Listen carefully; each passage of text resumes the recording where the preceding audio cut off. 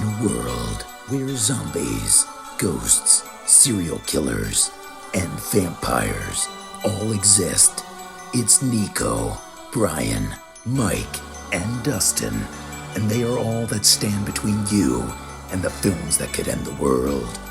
Welcome to the Don't Go Out There Horror Movie Podcast. Welcome back, everybody, to the Don't Go Out There Horror Movie Review Podcast, powered by the Big Three Roll-Up Network. Just want to thank all our fans and listeners. I really appreciate all the support. You guys have been awesome. Before we jump into tonight's film review, I just want to plug a couple of instant reaction shows we've done on our YouTube channel, the two new Fear Street movies. Go to our YouTube or our podcast streams, wherever you prefer. Check out those instant reactions. Two fun movies, and if you want some full-length reviews, pester us about them. We might do them for you.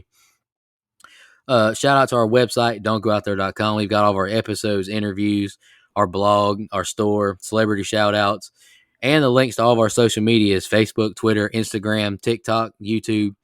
Follow us, like us, subscribe to us, do all that good stuff.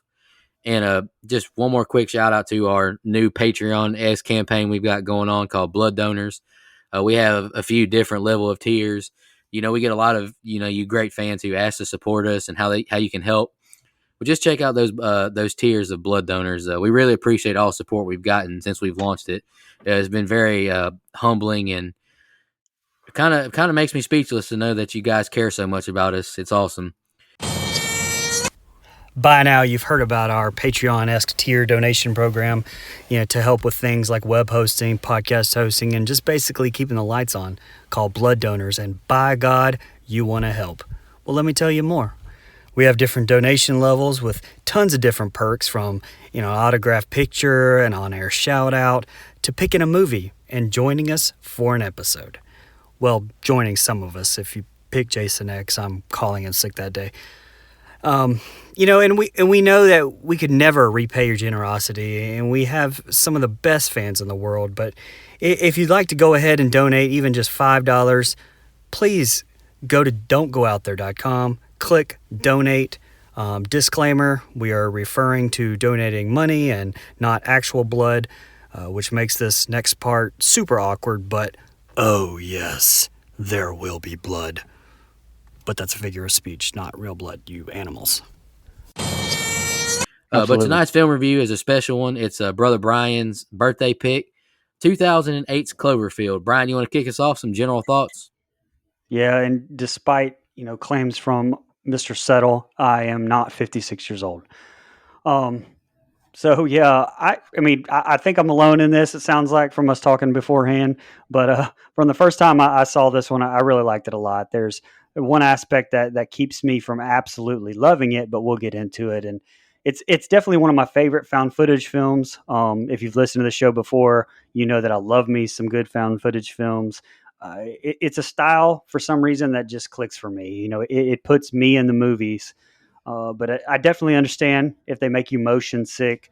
And it's not for everybody. That's definitely not something I've had to deal with, but I understand that. I think that this one is the first monster movie that we've done. I mean, I guess not, if you don't count Jaws, but I mean, that's kind of, you could go, that's a monster movie. Maybe it's not. Yeah, I guess it probably is, but all right. So we have done it. But this is definitely a new spin on an old Godzilla type monster flick anyway. And at, an hour and 24 minutes, I don't think it has a bad runtime at all. Matt Reeves, besides his TV work on Felicity, this is one of the first movies that really put him on the map. Got him the directing gig for the Planet of the Apes trilogy, which I know me and Mike both love. And he's doing, brother. And he's doing the new Batman coming out too, and deservedly too. And this one is the first in a trilogy of its own, although it's a very weirdly connected and very different three movies. And I will probably pick 10 Cloverfield Lane at some point, but I really do like this one, and that's why I wanted to pick it for my birthday pick. All right, I'll go next real quick. My general thoughts are, Bryan, I love you to death. You're a great producer, a great friend, and I wish you a happy birthday. But I did not like your movie, and I'm so sorry. Me and Dustin are supposed to be the ones who hate each other's movies, but I'm so sorry, bro. I got to be honest to the people. I wasn't a big fan. Sorry, the But I people are love you gonna to have my death, back. The Brian, people are. and that's all that matters. I love you to death. Dustin, you want to go next? General thoughts? Yeah, sure. So I hadn't seen this movie, and I know Brian says a lot, or actually, you all guys say a lot when someone picks one. I'm curious to see what Dustin thinks about this one because it's kind of hard to gauge what I'm going to like and what I'm not going to like, how tough I'm going to be on movies. But I want to give everyone a peek behind the curtain. 9:58 a.m. this morning, Eastern Standard Time, 9:48 a.m. Eastern Standard Time. I received a text from Brian that says, "Did you like Cloverfield?" My response was not as much as I had hoped I would, with a sad face. And then at 10:35 Eastern Standard Time, I'm scrolling Twitter and I see a tweet from Brian that says, "Man, it's the worst feeling in the world when people you truly care about let you down. You want to tell them you love them too. You want to yell at them, but you love them too much to bring that type of energy. I've deleted a few texts today as to not to be a dick." And I didn't think it was that serious. I was just, I love you. But anyway. Oh man. Hey, Dustin, Yes. this is not the right time for that. Respectfully. Oh wow. So, Wow. anyway. That's an inside joke, fellas. Anyway. I really did not tweet that shit. He didn't. But, I do like that this movie is the on-screen debut of TJ Miller. Big fan of his. I think he's great in almost everything he does. This might be that exception. God damn it. Here's my thing. It's just found footage works when it works. I have been on record saying I like found footage. I gave Paranormal Activity high marks. I thought that it was awesome. I am a fan of Blair Witch Project. But the thing with found footage is it's hard to do and develop a storyline that explains everything at the same time. I don't feel like anything really got explained. We're just kind of watching this unfold, and we are left with what the fuck. What I don't understand how we got here. Like there's not much of a storyline development, and also it just becomes frustrating when the found footage is just how it's introduced. He's just supposed to be getting people's thoughts at this party, and then he can't put the camera down. Doesn't make sense. I wouldn't keep up with that damn camera if I'm running for my life and all this shit, and then turning it on and off at the weird times. It's just, that was my issue with it. But yeah, go ahead, Mike. Okay, so I want to be very clear. I love found footage movies for the most part. I know I kind of crapped on Blair Witch in an earlier episode, and it's not my favorite. I actually like the most recent one better. But I mean, I like the genre as a whole. I like Paranormal Activity. I like the Tuskegee tapes. I think there's a really good way to do found footage. And while I don't hate Cloverfield, I really don't. But I definitely want to like it more than I actually do. And to me, I said this in the pre-show. I didn't say what it was, but to me, this movie commits the ultimate sin. And this is going to sound crazy because this is a giant monster alien thingy that's destroying the city. But to me, this movie commits the ultimate sin of being kind of damn boring. Like there just isn't anything in this movie that hooks me to really pay attention and really try to understand what's going on. Now, I've yet to see all the Cloverfields. I've seen another one, and it was so long ago I don't even remember which one I saw. The one with John Goodman. I do know that. That's the second. That's 10 Cloverfield Lane. I like that one. They're all three very, very different. Right, like and that's. I liked that one more than this one for sure. I just don't remember. It's been so long. I've only seen it once. But here's what I'll say about Cloverfield. I saw this movie a long time ago with some friends of mine, and I remember even being kind of bored by it then. Again, there's stuff about this movie that dates it. It's kind of now. I'll wait until we get to scene by scene. There's a couple things that make me laugh about it. But Dustin, you touched on another big negative that I have, and it is the way the found footage is done in this movie. It is very unbelievable. It does not suck me in like some other ones do. I'm not willing to suspend my disbelief and forgive the fact that there's a giant Godzilla thing running after everyone, and this man doesn't put down the camera and say, screw that, we got to get out of here. And again, I understand we have to have it for the movie's sake, but to me, this movie would work better as a non-found footage movie. To me, Definitely. I think if you took away the POV perspective, I may like this a little bit more because then you take those inconsistencies out. Now, I would still find it to be kind of boring, but I'm just not a big monster movie thing. And again, I respect it for basically giving us a Godzilla POV movie, which it's not Godzilla, but come on now, it's Manhattan, and there's a lot of tropes in it that are in monster films with break the bridge and all that stuff. I'm fine with that. I just don't think there's not enough story here to hook me.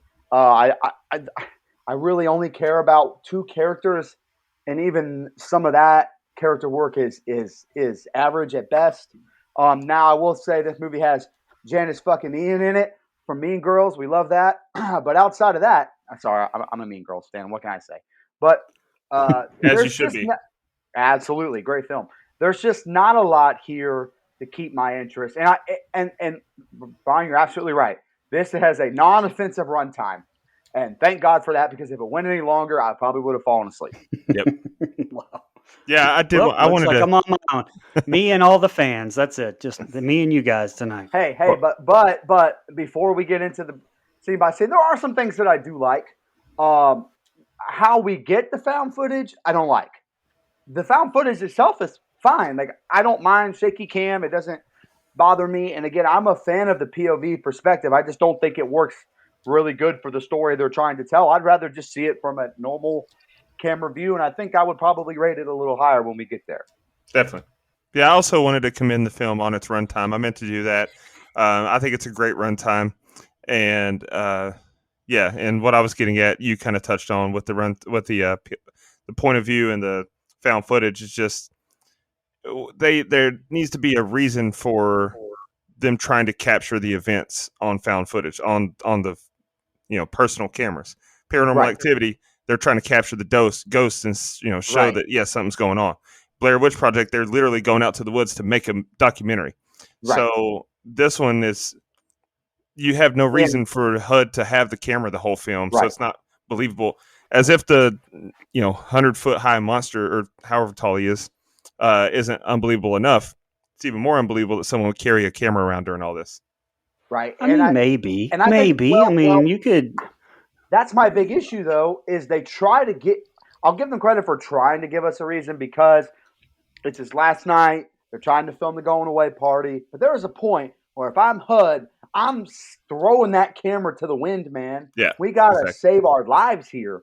And but he did say on the bridge when they asked him about it that he was trying to document everything because he felt like it would be important one day. So at least they did try to give it a reason. Now, whether it's stuck for you, right? That's you. I mean, but they did give him a reason. Yeah, and you're going to tell me that the government's just going to, or the military is going to let them just film all their shit, like when they. No, it's not a perfect movie. No, I didn't say that. I'm not defending that. Yeah. Right. Whenever we get to scene by scene, I can't wait until I can poop all over the Statue of Liberty part. That's all I'm going to say. I mean, there's a lot of problems with it, but it's not a 10, but it's hey, I like it. It's to each their own. Yeah. Big Jon Snow vibes going on right now. Oh yeah, definitely. It's just me. But look, everybody has different tastes. You are not going to have me defend a movie and say, "Oh, I don't know why you don't like it." I mean, shit, I don't like a lot of stuff that some of y'all like. So it's not. That's why the show works, I think. Definitely. Hey, absolutely.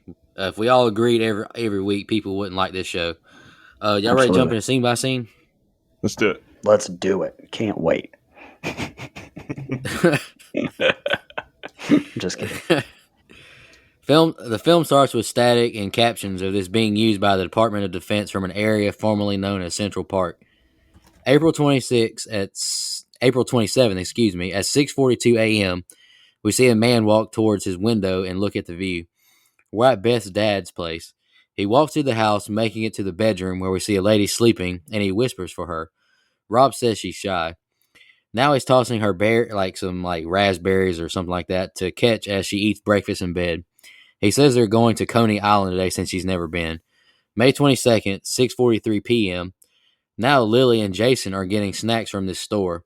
They're walking up the stairs, and I wrote he's done pissed her off.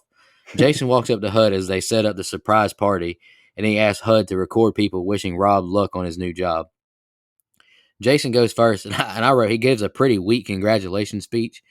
HUD walks around the room and gets to Lily. She asks why he's doing it and questions whether or not he's going to be taking this seriously enough. And I wrote HUD definitely isn't taking it serious. HUD now approaches Marlena, and she doesn't want on camera. She barely knows Rob. He keeps pestering her, even though she clearly doesn't want to do it. Marlena now wings a speech together, then asks if he has a business card because her company loves video bonding stuff. Then she walks off from him. Rob walks inside to a big surprise party. He jokes that he saw it coming and is still bored, and he wasn't surprised, but he's just obviously joking. He asks about the camera, and he wants to watch it once he gets to Japan. He asks if Beth is coming. Now we get shots throughout the party. Beth shows up to Rob's party with another man. He tells them to help themselves, and I wrote my man Rob looks a little upset. HUD walks up to him and asks if he's okay. HUD now approaches Beth and asks if she wants to say anything, and she seems hesitant. She asks her date to get her a drink, and she and HUD go to the kitchen. Beth now gives Rob a weird congratulations. Rob asks Beth to come outside to talk, and now HUD walks to the hallway to see them arguing. Lily drags HUD away, and Lily tells Jason and HUD that Rob and Beth slept together. And I wrote, now HUD, like a child, walks around telling everyone about them having sex. Beth comes back inside and drags her boyfriend out, and she meanly says good luck in Japan. Rob goes into his room, or I think it's his room, and now they start to talk to him. They go to talk to him, and they didn't call because he's leaving.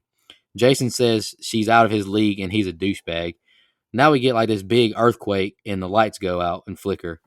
There's panic inside of the party. They watch the news and they say it's a possible earthquake near the Statue of Liberty. They all race to the roof of the building. HUD jokes to Rob maybe he should have left earlier. Now we see a building explode and like shrapnel flying. They all run back inside the building and out to the street. I just wrote it's chaos. Now the head of the Statue of Liberty is launched towards them in the street. All right, Brian, you want to kick us off with those first two scenes? Yeah. Again, I'm probably in the minority here, but I really liked the opening. I thought it was smart writing to kind of make it seem like that it was a video recorded over. I like how it kind of gave you that time jump and giving you that information about Rob and Beth. And yes, the first 20 minutes is slow. That's 100%. I completely agree with that. But to me, if you don't have that first 20 minutes of character development, in my opinion, you don't have a movie. I mean, like this being the style of film it is, it relies on pulling on your emotions, and slow or not, I think it's much needed. Plus, right at that 20-minute mark or so, it kicks into gear, and there's only a few times the rest of the movie that to me it doesn't really let you go.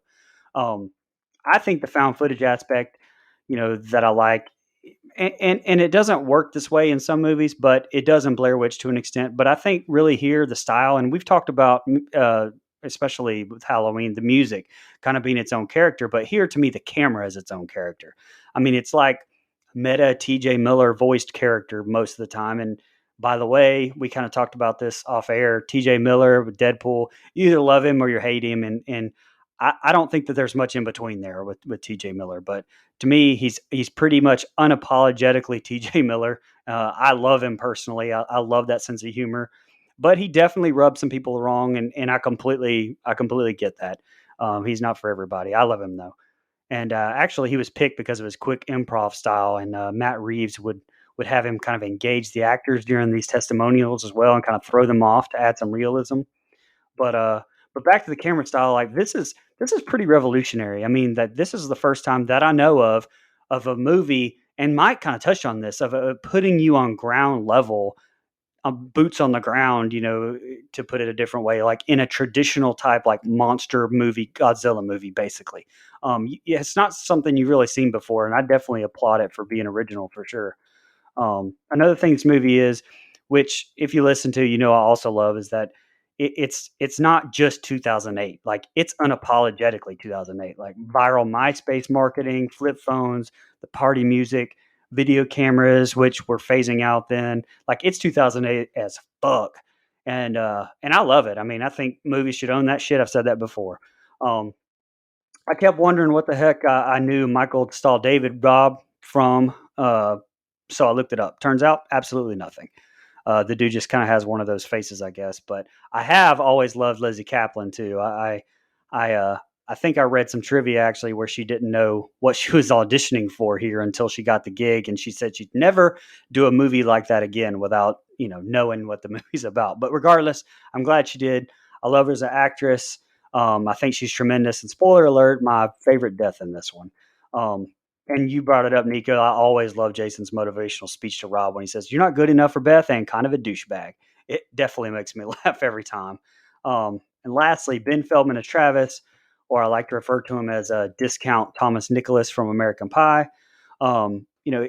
Shout out though to the '09 Friday alum, greatest of all time Friday the 13th film.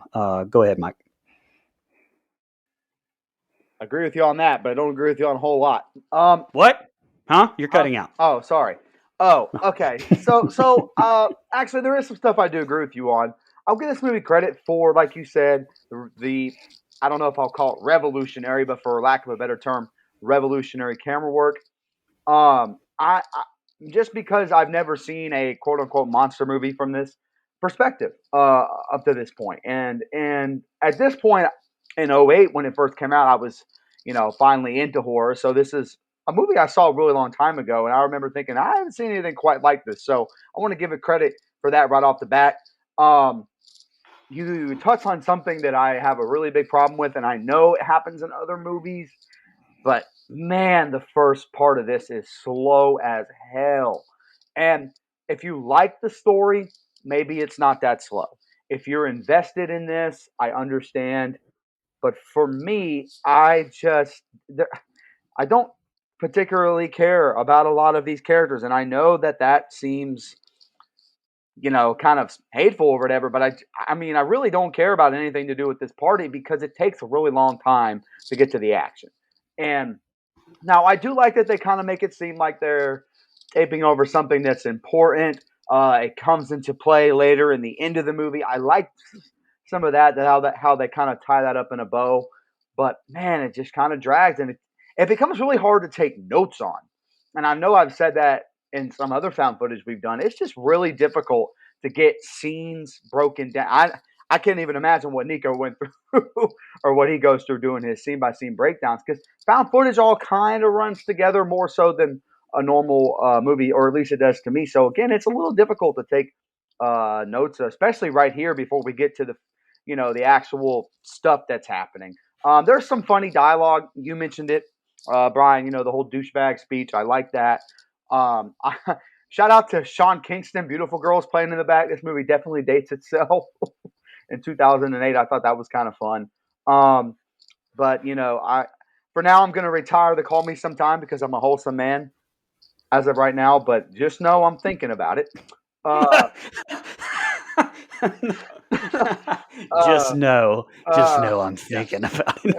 Yeah. But I'm trying to hold those in these days. You know how it goes. I've made my permanent Call Me Sometime. So what can I say? Yeah. So until you kind of hear the creaking noise and then the earthquakey thing that happens, I really don't think a whole lot actually happens, and that's a big sin to me. Now, once that happens, I'm a little more invested than I was prior, but I even have some problems with that because, and I know Dustin watched this as well, so I'm going to give them credit, and I noticed it too, so I wasn't the only one. How the hell did the Statue of Liberty head get there when the Statue of Liberty is like up 10 miles the other way? To me, so you're telling me this alien thing picked the head up and threw it in the middle of downtown Manhattan? I mean, I guess, but I have a little bit of a problem with that. That sounds like nitpicking, but I can't help it. It kind of takes me out a little bit. But very topical, and this is 2008, so I'm going to give them one last piece of credit, and I'm going to move on. Very topical. For the first thing people do is take out their phones and take pictures of the Statue of Liberty head laying in the middle of downtown Manhattan. I thought that was very clever, ahead of its time even. Now, I know people were doing that in 08, but it is really relevant now. So I have a feeling that's exactly how it would go down if it happened tomorrow. So there's some good here, but for the most part, it takes a really long time to get to some action. And I was just kind of hoping for a little bit more. All right, car alarms are going off. People are taking pictures of the Statue of Liberty head, like you just said. In the distance, we see some sort of giant monster attacking buildings. They run into a convenience store and bunker down. The lights cut off and on. Jason walks out the store and Rob follows behind him. I wrote, the city is destroyed. A huge crowd forms and Jason has everyone shut up and he says, we got to get out of Manhattan. Hood tells Lily and Marlena we're getting out of here. Marlena says it was eating people. A huge crowd of people are walking and none of their phones are really working and getting signal. Police and helicopters tell them to move in an orderly manner and people are filming the destruction from the bridge. Rob's phone rings and it's Beth. He stops to take the call and Hud, Lily, and Marlena stop and wait for him. Chaos ensues on the bridge and the monster's tail hits the bridge, destroying it right where Jason was standing and killing him. They run off the bridge as it collapses. They get to a stopping point and Lily is crying and Hud consoles Rob over his dead brother. Hud keeps saying, we got to get out of here, and Rob's phone battery dies and he runs off. People are looting an electronics store and Hud watches the live news coverage of the monster attacking the city. The helicopter says this is a mandatory evacuation, and Rob steals a battery for his phone. We get a closer shot of the monster, and we see small parasitic creatures falling off the monster attacking people. Rob checks his voicemail, and it's Beth. Her apartment building collapsed, and she can't move, and she's bleeding. Rob is in shock and heads towards Beth's apartment. Hud says you can't go there. That's in Midtown where the monster is. Lily says she's coming with him, and Marlena says, didn't you hear the message? She could be dead already. Hud asks if he's tried to call 911 to send her help. Then the military appears and shoots and launches missiles at the monster. The four take off running and make it into the subway, and Rob checks on Hud as he falls down when they get in there. All right, Brian, that's the next two scenes they got. And you're correct, Brian. Mike, found footage films are very hard to take scene by scene on. Yeah, no doubt. A few facts about the Statue of Liberty head. It's actually shown about 50% larger than actual size. CG supervisor David Vickery said in an interview that many people imagined the head being much bigger than it actually is, and that the size was increased due to complaints that the head looked, too small in the trailer. It's also very obviously inspired by the poster for John Carpenter's Escape from New York. 2008 CG definitely shows here. I thought it's pretty bad, but it's helped some by the handheld camera aspect, but not enough, to be honest. And in my opinion, it still looked a little small. And I know that's what she said. So let's move on. Again, I love how with this initial attack right off the bat, you're watching this from the perspective of the camera. So it gets to be used to create this chaos with its cuts, and the sound going in and out. To me, it immerses you, further in the movie. And, speaking of the camera, from the moment like they're out of the apartment on the street, Matt Reeves actually wanted it to be one like continuous take. And you know how much I love a one continuous take. But he felt that, if such an event were happening, like HUD or whoever would filming wouldn't turn off the camera. Obviously, my co-host completely disagree with that take. But obviously, that created a lot of problems for the effects people because they had to hide their cuts throughout the rest of it. And I think they did a fantastic job. I mean, you can't really tell, he turns off or cuts, there's any cuts in there until he supposedly turns the camera off, which Dustin has some fair points.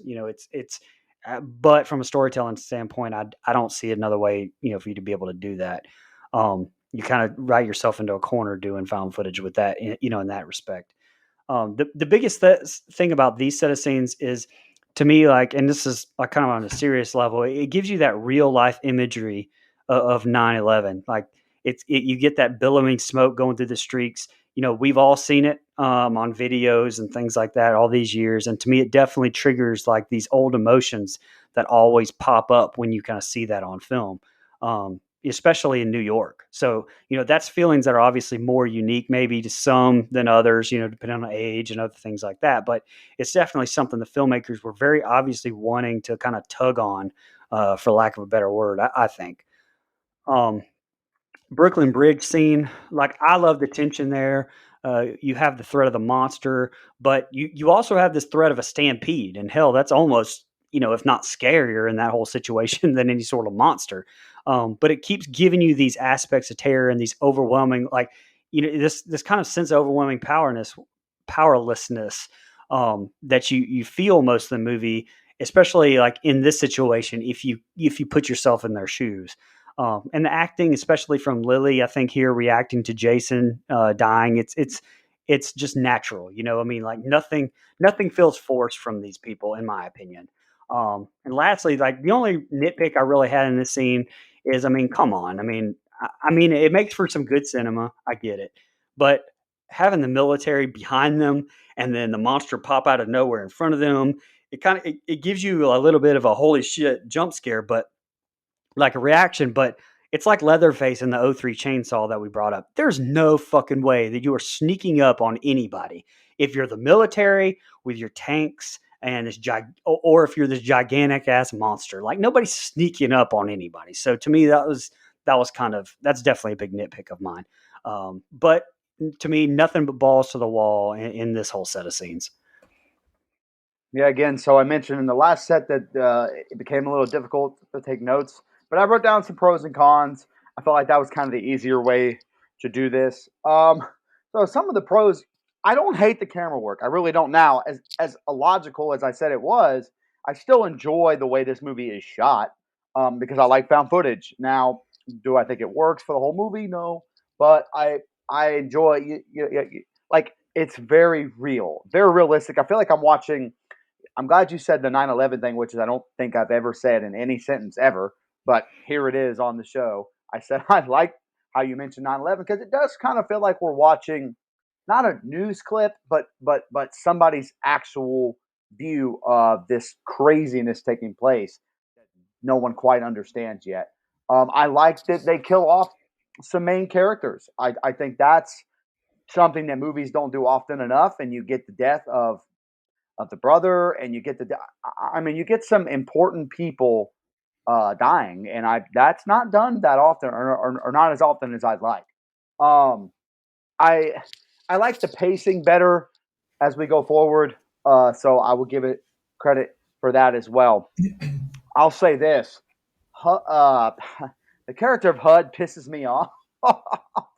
Yeah, Not you're either gonna like him or love him. right, There's no doubt right, about that. right, and to me, Like him or hate him. I mean, this is where he starts to kind of take away from the scenes. I don't know if they were trying to do a side romance thing with him and Janice Ian, but it doesn't work for me, brother.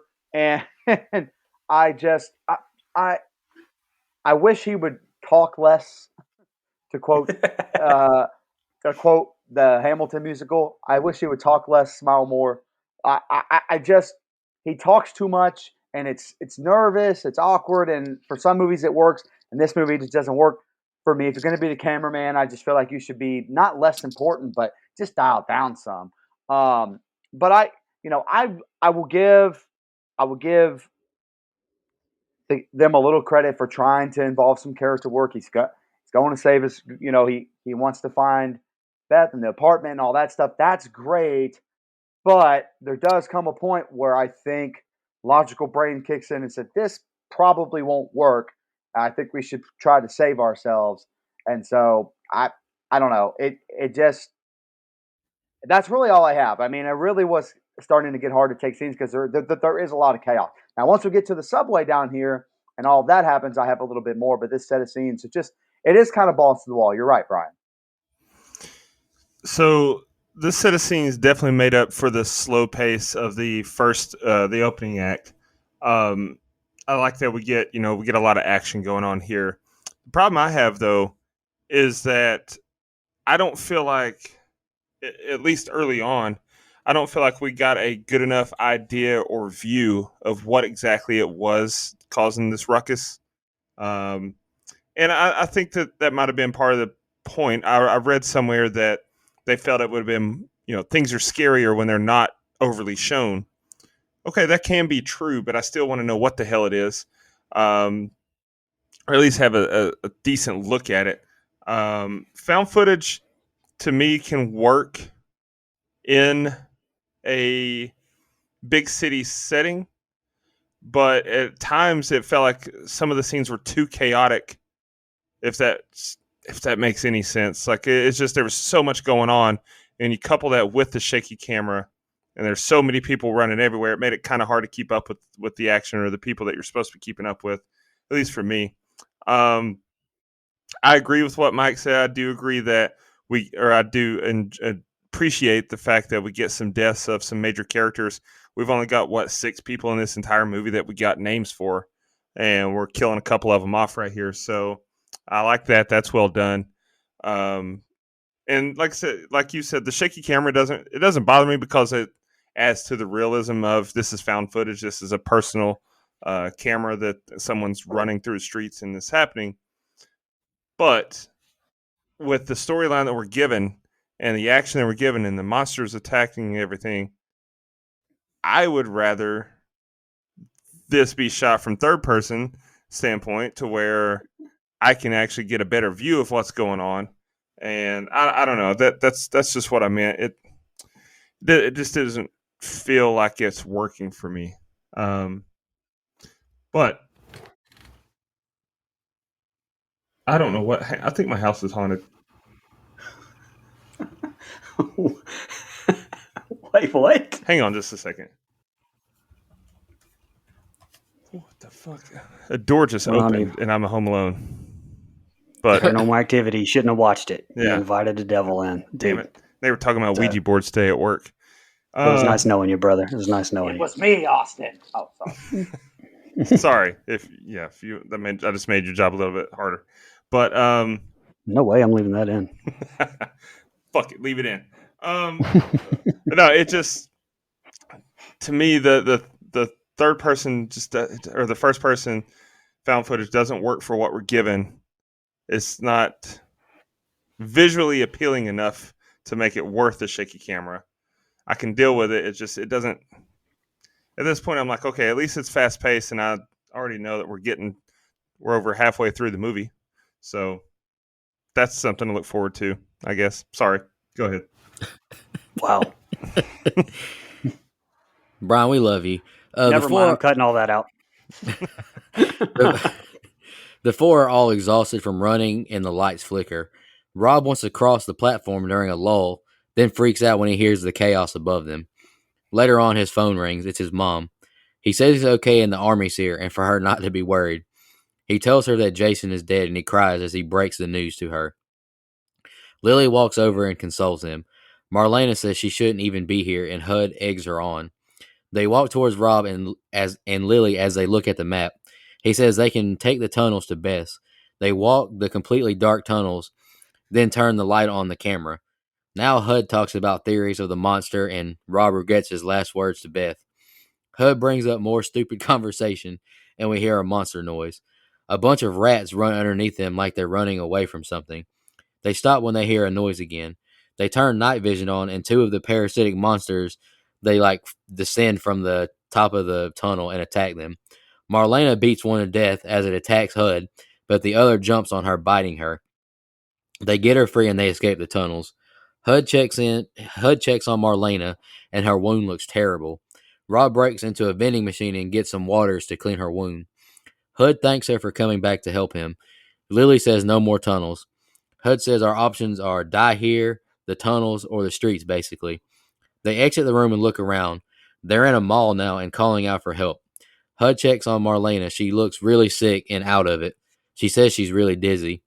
The military stops them and leads them, and Rob tells them about his friend at Columbus Circle. He says that's not where you want to be. They go into the quarantine and see a destroyed body wheeled by them. Captain says to put them on the chopper. Rob resists orders and brings up his friend again. He says he doesn't care. He wants to go help her. Then now we see Marlena is bleeding from her eyes, and they drag her away. She's been bitten. She's dragged into a tent, and we see what I think is her head or body exploding. Go ahead, Bryan. That's the next 2 scenes. For as crazy as the last set of scenes was, at the start here, you get to stop and kind of take a breath with them. To me, credit to Matt Reeves, Drew Goddard, J.J. Abrams for these human moments like this. I enjoy them. When Rob, has to tell his mom about Jason, I have a younger brother. This would be an impossible thing to do, because not only does he have to tell his mom, but for the first time, he has to sit down and really take it in and realize it himself because, at first it's kind of cold whenever he's telling her, but then you can kind of see him realize it and himself. And he's telling her. And, I think that's a really well done moment by everyone involved and especially the acting from Michael Stahl David. I would have liked to have seen a little bit more emotion from Lily, but I'm not, I guess they kind of figured that she had her moment on the bridge, and I'm not real sure they didn't really go into how close they were anyway. So, also here we get probably the biggest horror element, I guess, in the whole movie in the subway scenes. The handheld light gives you that kind of sense of dread, but it does lull you in with that whole pointless conversation that Mike hates from TJ Miller about Superman, and lighting homeless people on fire or whatever. And then you get like, holy shit. But then you have to kind of suspend your belief there, which again sounds dumb in a monster movie, but no way they're surviving that. It looked like a ton of them whenever it flashes the night vision and then suddenly they're able to get away. But, so I'm not buying that. So it's a little bit of a nitpick, but I did like how it kept, flashing more Beth video to kind of transition and pass the time a little bit. And great effects from the prop department on Lizzie's bite there. I think it looked fantastic. I loved the line from HUD. Okay, just to be clear, our options are die here, die in the tunnels, or die in the streets. It reminded me of that Bill Murray line in Ghostbusters where he's immediately like, okay, I love this plan. But again, you get more powerlessness like with it, and it just doesn't seem like anything's like working for them. Obviously, the scene with Marlena, HUD, I don't feel so good. To all the chaos, and then bam, she explodes. I mean, it's a holy shit moment to me. Obviously, you don't get to see it up close and personal, but I think you get to see enough of it. I mean, it's very well done in my opinion. And again, it reinforces the human moment of one, like 1 second you're talking to someone, and then the next, bam, they're gone, and you have to take a second to take a few minutes maybe to process that with the characters, right after they get out of there. This is probably my favorite group of scenes because of those human moments in this group. So, like I said, to each their own, but I think that's why this is kind of stands out to me. Yeah, so this is definitely my favorite set of scenes in the movie. Something you mentioned, Brian, you get probably the big horror part, which is the scene in the subway. I think it's shot really well. It's creepy. It's scary. We don't know what these little things are, little versions of whatever monster this is. And I think while they're not perfect, they kind of remind me of like bug versions of the creatures from The Descent, almost, for lack of a better way to explain it. But I think that this scene is done really well. The way the camera works, the way you see them kind of fighting them off. Marlena gets bit. That's a cool scene. But you see a nice touching moment where she helps HUD, and I think that's as far as character work goes. While I'm not a big fan of their whole interaction thing, I did like that, and I think the scene in the subway is probably my favorite scene in the movie because it really is done very well. Man, Have you seen Mike? Have you seen Starship Troopers, 1997? No, I haven't. Oh, okay. Well, I will the say the that. bugs, the aliens, they call Okay. them bugs, and those really look exactly. I think they look probably exactly the same as this. That might be what they took it from. I don't know, That's but probably a they're nod then, yeah. yeah. Yep. And I think that's pretty fun then because I didn't know that. Okay. So Marlena's death, man, so I like that they get the military involved here. I think it works. And while I don't Dustin said something earlier where I don't think they've let HUD film all this. I'm willing to Yeah, I'm sure he's I'm not correct. I'm not gonna forgive it because it does knock it down some for me, but I'm glad they let him so we can see Marlena's death, which I think is one of my probably, man, if I'm gonna give this movie one big thumbs up, it's her death. And I know it's off screen and you don't see everything, but I think it's done so well behind the curtain there that you don't exactly know how she dies, and I kind of like that. I think that adds a little intrigue. Now, obviously, something explodes, but the acting there, I think, is really good. She doesn't feel well, and there's all this chaos that happens where the military kind of takes the rest of the group away, and all that stuff. By the way, if I got to a military base where they were going to fly me out, I wouldn't leave. I know that my home, the love of my life is back there in the apartment. I'm not saying I wouldn't go and get you, Catherine. But if the military swept me away, be a little difficult. Not gonna lie. I'm not saying I wouldn't do it. Don't you? Wow! Don't you hum me? That's exactly what it sounds like. I would rather her live than die trying to save me. How about that? That's what I'll say. Because I don't think I'm worth it, and she has a bright future ahead. There you go. That's a Deion Sanders backpedal there if you ever saw one. All right. So no, but I mean, again, it doesn't bother me that much. But probably my favorite set of scenes because you get the more horror aspect. You get the thing is not the right comparison, but you get very creature feature vibes in a good way, and I kind of like that in this set of scenes. Yeah, so this set of scenes I do like you mentioned, Brian. I like the change of pace because we went so hard with, oh shit, everything's happening, till we get that moment to where they can kind of collect their thoughts, collect their breaths, and game plan, strategize. And it also gives you a chance as a viewer, you got to heat them up, cool them down, then heat them back up for the finale. And so I like that the placement and the timing of it here. I agree, this is probably my favorite set of scenes as well, even though it involves, like I said, and like Mike mentioned, the filming unbelievability that they're going to let them get away with filming military, highly classified military shit. But I do have some questions about their strategy. I get like the whole, so I'm going to die here, die there, that her thought process, but I don't know that I would just walk down some dark tunnels after, number one, I still haven't seen these things. And number two, I know that they're monsters that eat people. So I'd rather be able to see what I'm doing and know what's ahead of me. I get it.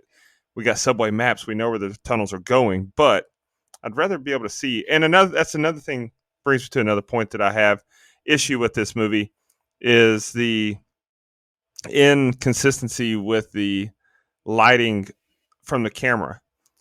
So when the camera is facing the characters, it's like you can see them fine, but then he turns around, you can't see shit. And so the front light on the camera is not very strong when it matters. It's only strong when it's convenient for storyline. I don't really like that. Another thing, I really wish that we would have got some more explanation as to what these things are, because there being multiple versions of them is hard for me to swallow as well. You got the one guy that's taller than the Statue of Liberty and bitch slapped her head off halfway across Manhattan. And then you got these other things that are, the size of a Yorkie. What the fuck is going on here? So are they the same? Are they on the same team even? We don't get an explanation of really anything that's going on. Just that everything is bad. It's all bad. So, yeah, I agree with what you said, though, about Marlena's death. Spoiler, that's my favorite death as well, because, they've kind of tried to make us care about these characters. It didn't feel like it was a natural thing to do as far as caring about the character's storyline and character development. But her death was done in a way, and the timing of it was well done as well. And I like how everybody in the military just freaks the fuck out when they realize she's been bit, and they whisk her away just in time to get her behind the curtain so that she explodes on the other side. I actually like that. I thought that was cool. But yeah, that's what I got on this set of scenes. Go ahead. Take my word for it, Dustin. You don't want to know where anything. You don't want to know where these things came from, because in the Cloverfield paradox, the third one, they actually try to explain that, and it's fucking terrible. Oh, okay. So let's just go with this one. Yeah, and that was another thing that I was confused about coming in, was I'd heard of the movie 10 Cloverfield Lane or whatever it's called, and I'd heard of Cloverfield Paradox, but I looked at everything. I looked all three movies up, and I was like, are these even related? Like, are these the same? And so when you mentioned that they're nothing alike, I was like, they not no two movies have the same writer, director, producer, none of that shit. It's just they share the word Cloverfield in the title, and so yeah, that was another Okay, thing. so behind the scenes on that, like J.J. Abrams is like a company, just kind of they did the same thing they do with Die Hard, Mhm. whereas like they take three scripts that, hey, these are good scripts, and then they tried to basically add some stuff in to make them all kind of go together in the same kind of universe, Mhm. but they're not really like one big collective story, if that Well, makes sense. it It's does. almost like an anthology, except you do have some mixing in, because like this is, let's say, found footage monster movie. 10 Cloverfield Lane, if you've seen it, is like a hostage psychological thriller, barely even any, there's not even any horror elements in it. The third one is strict sci-fi alien movie. So like they're not at all like in one cohesive story Yeah. at all. So Well, that's fair. that's kind of the behind the scenes thing. That's fair. That's fine. At least Die Hard all has Bruce Willis, so I know that the movies are actually all the same Right. movie, same franchise. So, The only thing these things have in common is the name. That's yeah. it. All right, this is the ending. They drag the other three into a hallway, and a man says there's nothing we can do for her now. The soldier leads them out and says he won't stop them if they want to go rescue her. He warns them that they plan on destroying all of Manhattan, and the last chopper leaving is at 0600. Lily checks on Hud as he stops walking, as he thinks on Marlena's death. The three take off and they panic when they realize what's happened to Beth's building. She lives on the 39th floor of the leaned over building. They make it into the other building beside it, and of course the elevators aren't working. Hud has a conspiracy theory the government created the monster. He can't be quiet for anything, I wrote. The three check out a floor together and they find a spot they can cross over. They see jets zoom over the top of them. Rob kicks in Beth's apartment door and they call for her. Rob finds her impaled on a piece of rebar through like the part of her chest. She's I wrote, she's still alive and barely breathing, just praying to a God she don't believe in. Shout Yeah. out to the script. Rob apologizes for taking so long. Ah, Nice. That's a great song. Every person who got a breakup in high school knows that one. Rob apologizes for taking so long, and they lift her off of the rebar. Beth screams in pain, and we see the monster approaching. They help lead her out the room and back onto the roof. They run into the other building, and a small parasite monster falls in front of them, and Rob kills it, to Beth's shock of what it is. They make it into the streets, and somehow Beth is able to run after being impaled through the chest. They run towards the light, yelling, "Wait up!" They make it to the military and only Lily makes it on board. The other three ask her to wait for them. The monster approaches closely, and the other three board the helicopter to escape. They see another jet dropping bombs on the monster, thinking it's dead, but the monster is still alive and knocks the helicopter down, causing it to crash. We overhear on the radio that Operation Hammer Down will commence in 15 minutes, and if you hear sirens, you're in the bombing area. And now Beth somehow survives being impaled and a helicopter crash and wakes Rob up saying she can't move. They all three survive miraculously. They drag Rob's body out and tend to his injured leg. They see jets flying over them, bombing the city. They look above them, and the monster is right over them. The monster bites Hud, killing him. Rob runs over to his dead body. Beth and Rob they run and make it under this little overpass bridge or whatever. And I wrote, they're scared and exhausted, as anyone would be. Rob says they're all gone. Beth says we have to go. Rob says if we wait here, they'll find us. Rob points the camera at him, and we hear sirens now, and Rob says his name and the time and date. He doesn't know what it is that attacked the city, and it killed off his brother and friends. And now he has Beth tell her information to the camera. A bomb goes off, and the overpass collapses on them and buries the camera. They both tell each other they love each other.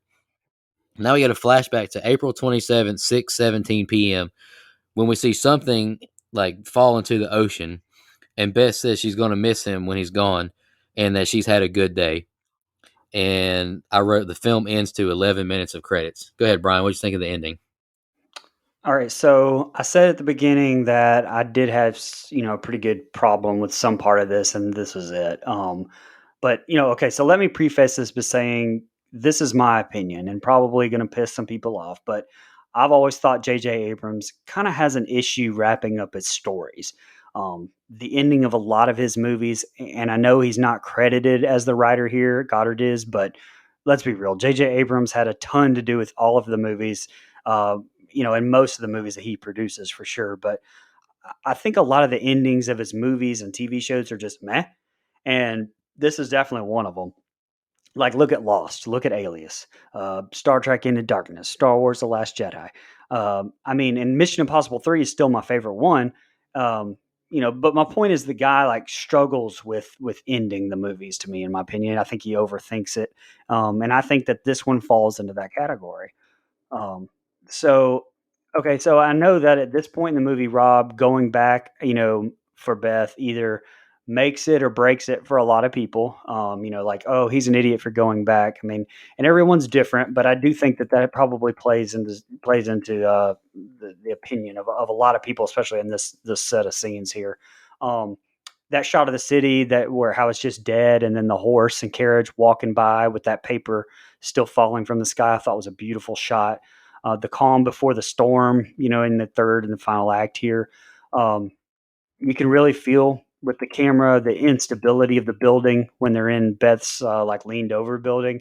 Now I do wish that they would have just like went up her building and gotten there. I mean, the going from one to the other and just happened to be coming out on the floor, that it's just something I would have changed. I mean, like, how did you know exactly which floor to even get off of and like find where it's intersected? I also didn't need the little CG spider demon thing in the stairwell either. I thought that was not needed. Um, Fun fact: the idea of having air sirens blaring in the background at the end was actually Steven Spielberg's idea. He felt the sirens would serve effectively as a countdown to the massive blast, and that eventually comes. Um, the moment where HUD's confronted by the monster in Central Park was actually nearly cut several times before filming too.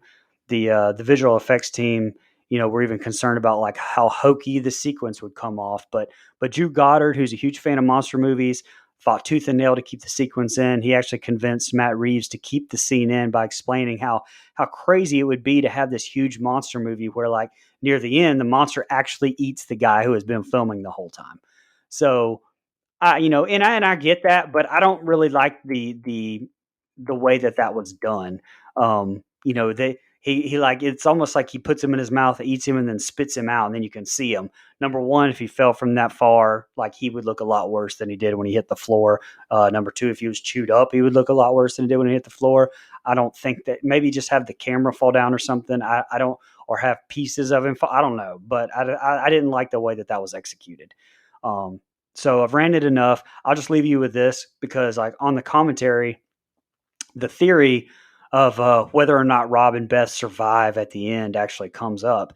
And Matt Reeves feels that their fates are ancillary to the efforts that Rob goes through just to get her. Because the fact that they're together in that last moment of the film and they say to each other that I love you, that's the whole point of the story. It doesn't matter if they actually live or die in that moment. What matters is that they are together. So that's all I had kind of on the ending. Yeah, so again, the last set is my favorite set. So this one, I'm not going to say that it drags. That's not the right word. But at this point, I kind of talked about it in my opening. I'm a little bored. And I know that this is kind of where business picks up, and they walk across a building to save Beth, and I think that's great and everything, and I'm glad they're together. But there's some really unrealistic shit in here, man. Like, he had HUD had all this time to get a good shot at the monster, and he waits until right before he dies to look up at the camera with it. Like, it at this point, the fact that we're even seeing this kind of takes me out of it because I have to suspend my disbelief so much. And they're in that. Look, I like the scene in the helicopter. I will say that. I think that them kind of separating and we'll be right behind you and all that stuff, that's really good. And they get in the helicopter, and I obviously, as a moviegoer, you expect something more to come. There's no way it could be this easy, this simple, that they get away in this helicopter. So I like that they, quote unquote, blow the monster up and he kind of comes out and hits the helicopter anyway. Wow, that's not like 1000% logical. Again, it is something from, I'm assuming, another planet, since Bryan's seen all the movies. I'm assuming there's another planet or Dimension. Okay, well, yeah. So again, we don't even know what this thing is, and so for it to survive a blow up, I understand. But HUD's death almost feels, and I like when you kill a character with consequence. I do, but there's a part of me that just let HUD live. I mean, he lasted this long with that stupid ass camera, and I felt like at this point he should get to see it all the way through, man. Them filming after HUD dies is really stupid. Yes. Like I get it. Like I get it. You're trying to honor your friend, man. Fuck that. He's dead. You've checked on him. There's no saving him. Leave that camera there. And also, why in the hell didn't the monster kill them too? They're right there. So there's some nitpicks. I can't suspend my disbelief to that degree. It bugs me about the end of this movie because I like that they wrap it up in a neat bow. They're in the thing together. Now they're in there too long. They're in that tunnel too long, breathing and crying, and there's nothing really happening there. Like I know they're trying to let it linger a little bit, but I almost just feel like they ran out of stuff to do, so they left like a 30-second scene in where all Rob's doing is breathing heavy, and that just kind of bugged me a little bit too. Mm-hmm. And so you get to the end, and I like the "I love you, I love you too." That's very nice, and emotional. And I like that they tie in what was on the camera from before. And if you look close, you can see the thing falling out of the sky. I'm assuming that ties in later films, Brian. I really don't know or remember. But I think, okay, well, then it's there for, I don't know what reason. I guess you have to be a close observer. I actually found that online, so that's a fun fact. But anyway, so again, there's just for a movie that's an hour and 24 minutes, we've really kind of put a little too much on the end here. And I know that it's not the runtime. I just kind of feel like there's a bit. You mentioned it, Brian. J.J. Abrams has a bad way of wrapping up a story, and I just don't think this wraps up very neat, man. Like, I just wish there was more logical things. And by the way, this goes back to my original point. This movie works with all the same things from a third-person standpoint to me, because the first-person view of the camera being held by HUD, them killing HUD, and then those two continuing to film from the camera really bugs the heck out of me, man. Like, I can't get over it.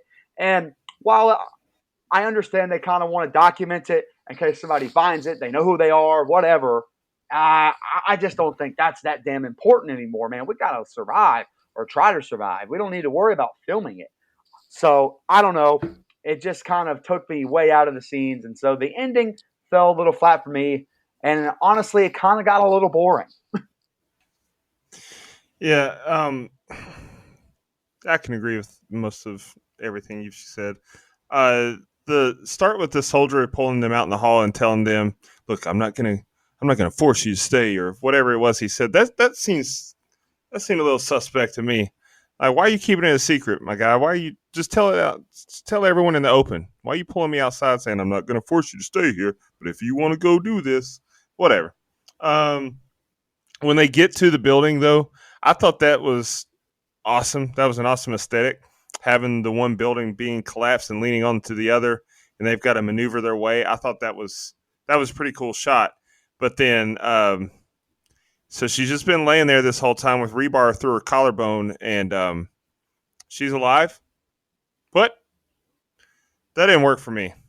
And then I get that. That was something I was watching going, God damn it. And then the longer, once she woke up, it's like the longer she was awake, the more strength she got just naturally. Yes. Yeah, you're right about that. This bitch must be Wolverine. What the fuck? She's healing.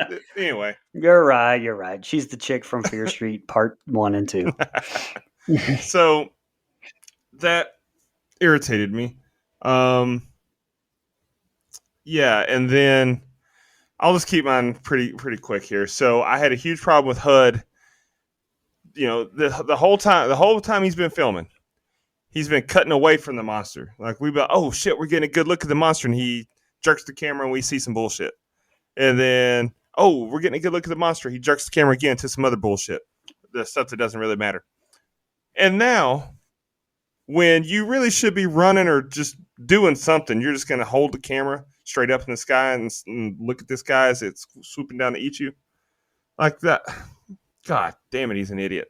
I have a huge problem with them picking the camera up and continuing to film afterwards as well. Number one, okay, if you want to continue to honor his legacy or whatever, and you want to continue filming just so, hey, when we make it, we need to have this footage. No, man, my friend just died on that footage. I don't want to. I'm pretty sure that there's news cameras or someone's got this footage. We don't need this shit. So fuck that camera. I hated the fact that the camera's upside down or they're upside down, breathing heavily into the camera. Usually you got to go to a premium website for action like that. I'm not into it in this movie. Well, you can't have a found footage film without some sort of Blair Witch little nod. Yeah, I know, but that just goes right back I get it. to. I'm just kidding. No, you're right, but that just goes right back to this concept. This film does not need to be found footage. And then go to the end, and the footage that was on there from prior, I missed it. I didn't see the shit fall in the ocean. It wasn't until after the fact that I read about it, I read about it and said that the thing fell in the ocean. I went back and watched the ending. I was like, oh shit, okay, I missed that. I was like just looking at something else. I didn't know what I was supposed to be focusing on. The ocean was the majority of the screen, so it should have been that. But I was didn't treating it notice like until I watched the cinema sins when they brought it up. And so I was treating that shit like Where's Waldo. I was looking for some kind of Easter egg, like what am I supposed to be looking for? And then something fell in the ocean, and I missed it. So they should have. If that comes up again, it definitely doesn't in the second one. If it does in the Paradox one, I definitely don't remember it, so they didn't make a big deal out of it. Unless there's some sort of like behind the scenes thing that I don't know about. Just watching the movies, you don't. It doesn't come back. Yeah, that's fine. My point is, we don't need that set of scenes in. Just let everyone. No, I agree. But Mike just asked, if it would come back since he hasn't seen it. I got you. As As far as I know, no. But just let them, let them end in the park, breathing heavily, saying "I love you." Don't need to go to previous days.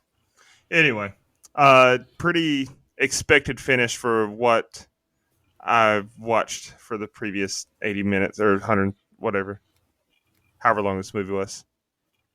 In the entirety of the movie, we got 56 minutes worth of action and monsters. That's not enough for me, especially when you actually see how much of that time, 56 minutes, that the monster is actually on screen. That's way off. We needed to see a lot more, in my opinion.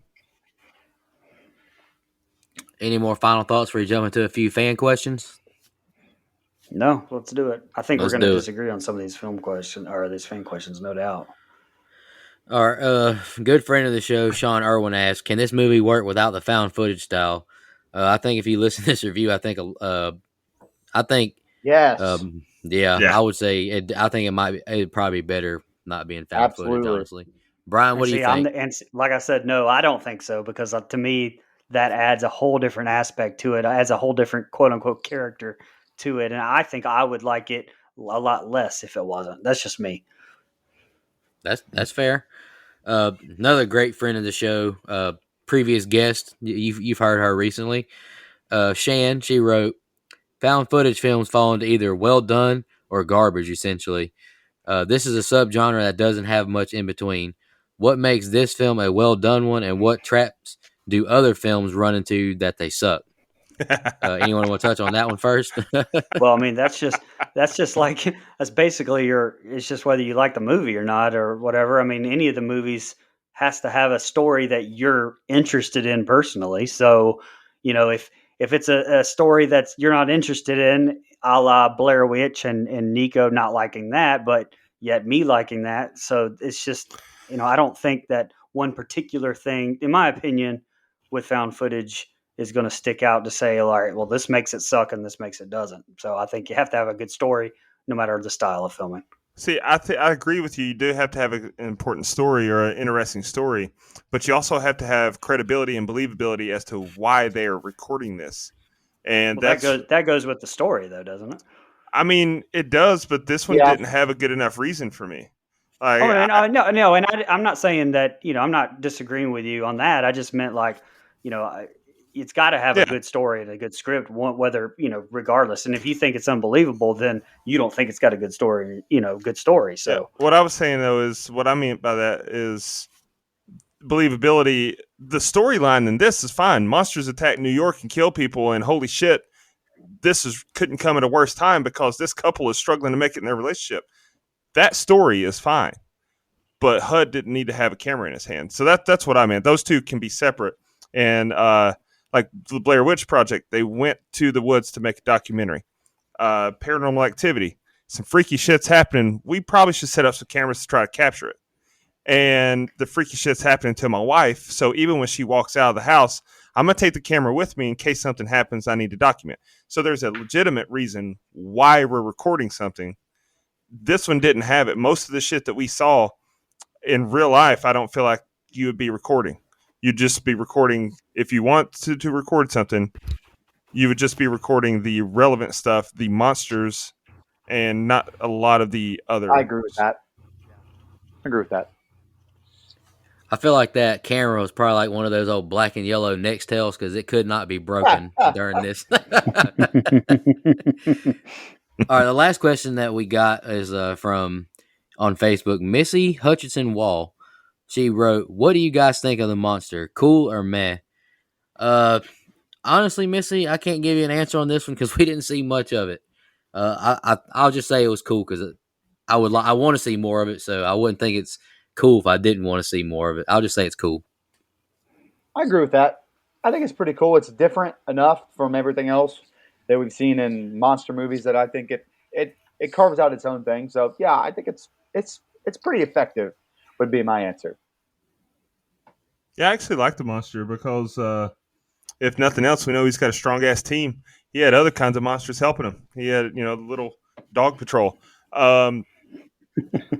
And any monster that's going to come in and just completely fuck up the biggest city and the most powerful country in the world, holy shit. So, this guy came in and had New York City all kinds of fucked up. So I was fine with the monster. I just wish we would have saw more of it. Bryan? Yeah, I'm kind of just whatever really on the monster. To me, that was secondary in here. I liked you either like it or you don't. Obviously, Dustin didn't, and I did, but this kind of Jaws too. I mean, they didn't show you the monster of Jaws almost the entire movie, and I liked it, and Dustin didn't really like that. So it's like it just kind of depends on your preference there. So Cool. I don't really think that it. But yeah, if it had come back and it had been just something stupid looking or something, I don't know. Well, then that would have taken me out of it. But to me, it was just kind of it was okay. It looked like I'd hoped and expected. Kind of like M. Night Shyamalan's in Signs, which I'm definitely going to pick that soon. You don't see the alien, like you see little bits and pieces of it, and you kind of you either like that or you don't. Until the end. It's same with Jaws. So, long answer to a short question. All right, let's jump into a few fun facts. I've only got a couple that weren't said. The first one I got, they're all from IMDb. During the first weekend of the release, many theaters posted signs warning guests that the handheld camera movements may cause motion sickness. And I think Bryan touched on this, but I just wanted to point out the last thing I saw on it. Jamie and all of the main characters had MySpace pages. The producers made these pages to advertise there, and the characters last logged into them on January 18th, 2008, the film's release date. Good old MySpace, top friends list, the beginning of social media drama. All right, who wants to go next with some fun facts? I just got one. Go ahead, Mike. Go ahead, Dustin. Okay, I just got the one. It's something I've shared with you guys. And shout out to Cinema Sins for pointing this out to me. There are 84 instances and variations of the word God spoken in this film. Either oh God, oh my God. And I thought that was astonishing and worth noting. Dialogue, baby, dialogue. Now, what word would that have been if Rob Zombie directed this? Fuck. Absolutely. We all know that. That's not even a slant. That's just the truth. That's the truth. Okay. All I have is the budget and gross. So this movie was made for $25 million, which is pretty cheap. I mean, all things considered, the fact that it made in the U.S. at least $172.4 million. So no wonder it got two more 2 more, well, quote unquote sequels anyway.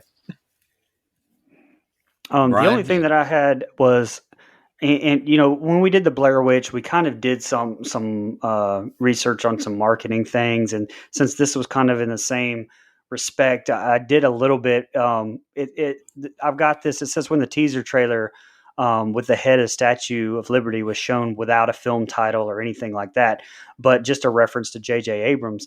Many J.J. Abrams fans looked to the internet to find out as much as possible about the upcoming mysterious film. So Abrams launched, and this was ahead of his time, I think, launched a viral campaign, using multiple internet websites to promote this film, each providing background details of the plot. However, given the mysterious nature of the film and the viral websites, a number of theories were promoted on the blogosphere that were eventually proven untrue. For example, one hypothesis involved, 3 biblical monsters, one for the sea, land, and the air, instead of a single monster that actually came into the land from depths of the sea. So, and actually, lastly, after the closing credits, there's actually this mysterious broadcast voice, and you can't make it out. But if you play it in reverse, the broadcast says it's still alive. All righty, let's jump into our favorite segment of the show, favorite kill, least favorite kill, and the rating. Bryan, let's let you go last so we can end on a high note. Wow. Sorry, brother. Who wants to go first tonight? I'll go ahead and You want knock me to mine go out of the way. I'll be the meanest. Oh, there you go. I don't know. Nico's going to be the meanest. I don't know, Oh, man. actually, that's true. Nico's going to No, three brother. from hell flame me here. That's true. Ooh, I'll go very first. Let's interesting. kick it off with some balance. How Go about ahead. that? All right. So The middle of the sandwich is going to be fucked up. That's right. This Shit is sandwich. something. Yeah, this is. I don't know. I don't know what kind of sandwich this is because the meat might be. This meat might be a little expired. I guess I'll be the first piece of bread, and it's a little moldy. So again, I'm kind of giving all my thoughts on my, just my overall general thoughts on the film. So I don't want to repeat myself. I wish I liked this movie more. I think it's an interesting concept. I just think what we're given isn't enough to hook me to want to go see the other 2 films, and that's to me a big. Again, it's a movie's biggest sin where I just get bored watching it, and that's no knock to anyone in the film or the again, good idea. I liked found footage. I think it's an interesting way to shoot this film the way they did it, kind of a ground floor Godzilla, for lack of a better term. All that being said, I found myself looking at my phone for a movie that's an hour and 24 minutes, and that's not a good thing to me. My favorite death is Marlena, and I don't really have a least favorite death. I don't think anyone's quote unquote death is bad. Actually, all the ones that you get to see are kind of cool.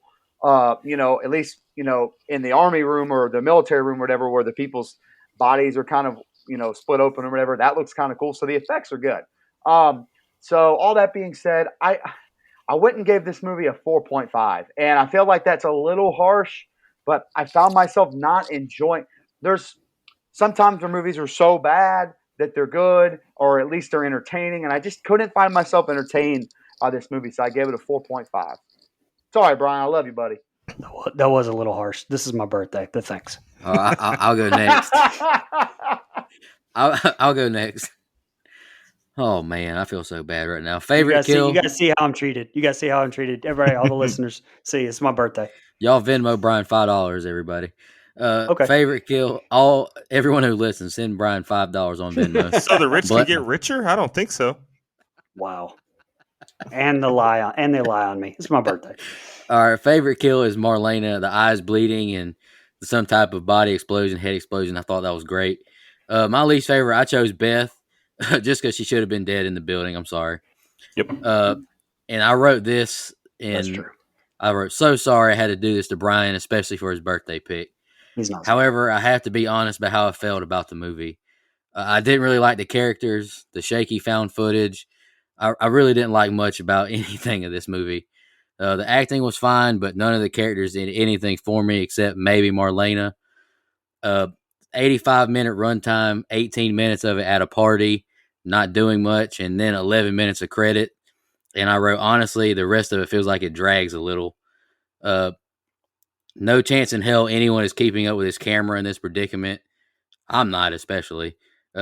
I needed to see more of the monster and the parasite monsters to be a little more engaged. And then I just wrote at the end, "Happy birthday, Bryan. I love you like a brother." But I pretty much hated this movie, and I gave it a 2.5. Jesus. All right. Holy smokes. Man, I got to get this average up. All right. I'm just kidding. My favorite death was also Marlena. Like I said, it's just cool how it just escalated. Least favorite death was Beth for the same reason that Nico said. She should have been dead. And all of a sudden, her batteries recharge, and the longer she's awake, she gets more and more strength. She's running. She survives a helicopter crash and pulls my guy out and is the one that saves him. Get the fuck out of here. As far as my thoughts on the movie, I've already shat on it enough, so I'm just going to say I don't like it. But I think there's so much potential there with the storyline. I feel like I've said that a lot lately. But it's just not the greatest stretch for movies that Bryan's picked. This Army of the Dead. I just haven't enjoyed a lot of them. But that being said, happy birthday. I'm not going to be as harsh as Nico. I'm going to give it a 3. Jesus Christ. Wow. And a half. Wow. Oh, yes. Wow. Yes. I can't stop laughing right now. I'm so sorry. That and a half part just sunk me. Man, this is Bryan's birthday pick, and we're being assholes right now. You guys are assholes. But, all right, anyway. So, again, I like the realistic acting. I love how there's not, I love how there's not an explanation for the monster. I love how it just showed bits and pieces of it, kind of like we talked about earlier, even though it showed, to me, too much of it at some points for my liking. I've talked enough about it tonight. My favorite kill was Marlena as well. My least favorite kill was actually Jason. I kind of felt like he was an important enough character, even if he wasn't in the movie for that long, that he needed a better death for me. But I actually rated this movie a 7.75. And it was higher until the ending, to be quite honest. So, again, I just felt like it couldn't stick the landing for me, but I really enjoyed it. Why don't we go over to IMDb, fellas, and see what 379,000 people rated this movie? Well, we've got it at a 4.5625. I feel like it's very fair. Right. It's a 7. It's a 7 on IMDb. We're just wrong. Want to let you guys know. 379,000. I know this movie is What the hell do they know? What the hell do they know? I do know this movie is more well thought of than the rest of us, except for Bryan on this show. So I expected that going in. How many people did J.J. Abrams pay to rate this movie? 378,000. 378,000 people say that. 4 guys that have spoken to Robert Englund himself say 4.5625. Our opinion matters more. That's hard to argue with. And Heather Langenkamp, thank you very much. And Heather Langenkamp. That's hard to argue with. And a litany of guests. And where can you hear those interviews at? DougWeather.com. Thank you. Bryan, including the legend Lou Temple. Who still hasn't taken a sip of water. Hey, IMDb. What's the dish, Ishmael? Huh? What the fuck? Oh, man, I feel so bad, Bryan. I love you to death, brother. I want every one of these 379,000 people to please write in, tell me how right I am, and please just destroy my co-host inbox. Thank you. That's fine. I'll stand in the pain. That's fair. Anywho, any final thoughts? I mean, do we? Yeah, I'm good. Happy birthday to me, fellas. Thanks, guys. It's not like you loved Rob Zombie's Halloween 2 for my birthday, so it's okay. That's true. That's true, but you He picked gave it a 5, though. I was surprised by that. I gave it a higher rating. Yeah, hey, I gave this for 4.5. Would you like me to give you? Would you like me to equal it out and give it a 5 and make you feel better? Nope, too late. Okay. Birthday bump. Yeah, a little birthday bump, huh? Oh man, this has been a fun episode, though. Wow, that's right. I haven't laughed this hard in a while. We all needed it, fellas. All right. Since we're done with final thoughts. Let's give a shout out to our blood donors. Absolutely. 2-time legendary blood donor, Ms. Jo Swinford. Big shout out to her. Big shout out to Mr. Sean Irwin and Matt Sears. And Matt Sears will actually be covering his movie pick next week. Miss Shan Petrusevich, big shout out to her. We love Shan. Michelle Mirza, just an awesome, awesome lady. My man Austin Graham and Mr. Andrew Ferguson closes out our legendary blood donor list. Dream Warriors, we got Miss Tasha Reed and my man Hunter Nelson. And camp counselors, we have Mickey McCrane, Mr. Jared Summers, my man Dennis Kennedy, and Mr. Joseph Clayton, who's already a top fan on Facebook. He just became like a fan. That's awesome.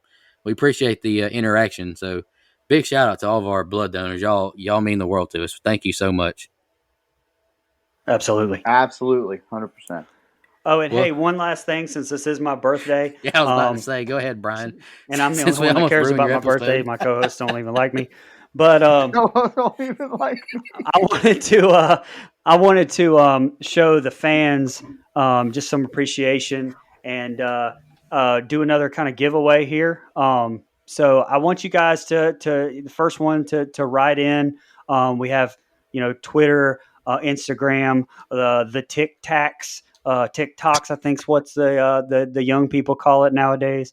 We have Facebook, we have social media, emails, account everywhere. Don'tgooutthere.com. You can find the links to all that stuff.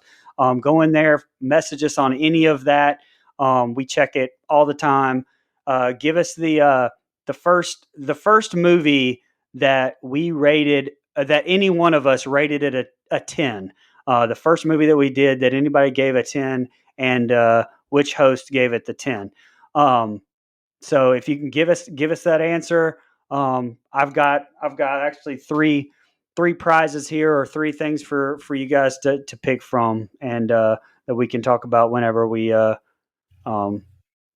check that. So just thanks to everybody for listening, for everything you guys do, and for all the support you guys give the show. We're at 140 episodes.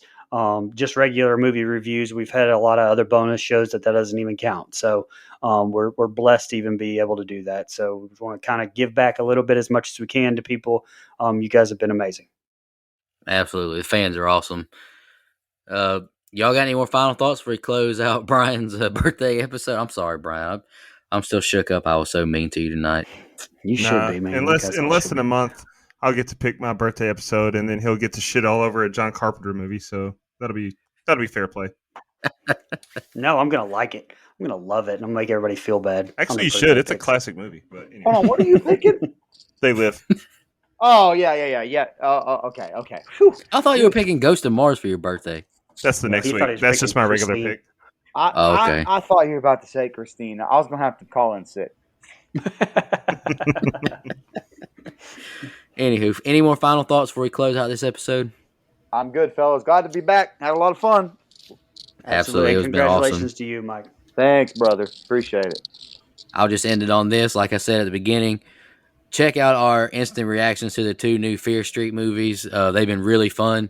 We've had a good time, giving our reactions to them as well. And I'm really looking forward to the 3rd one. We appreciate all the support. Y'all have a good one. Just want to remind everybody.